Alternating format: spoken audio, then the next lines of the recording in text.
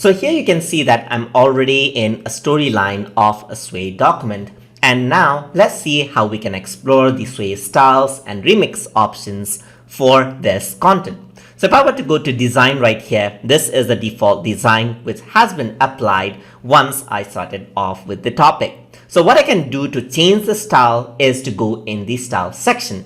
And over here by default, the vertical section is here. So if I were to go over here and change this into horizontal, what happens is that you get the same option in a different layout just like this, which has more of a horizontal layout just like this. Then if you don't want that, you can just go around and click the slide option, which will turn this into something like a slide. So there are a series of content in each of the slides just like this. So this is one way to work around with the styles. And there are different types of styles that you can choose over here from the bottom as well. Let's say, for example, you're going to choose this. What happens is that the entire theme of the slide changes out and the color scheme is selected. So you can simply go over here, choose this one out, let's say for example, and that style gets selected just like that.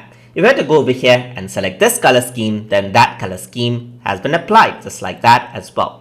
So these are the existing styles. Let's say for example, you want to get adventurous and want to try your luck by trying out a random style. In order to do that, you can simply go over here onto the remix section, and what that does is it remixes all of your contents and then chooses a style for you. So it may be vertical, horizontal slides. So right now you can see that it chose a kind of a purple slide for me just like that, and it chose a vertical style for me just like this. You click again, what happens is that it changes the style for me. So click remix again, you have a different type of a style. Click remix again, now it shows a horizontal style for me, as you can see. So this is the entire new style just like that. Now all of them are beautiful, but you get the idea. You can just remix it out and get the style you want and work around with it just like that. So remix it out and work around with it.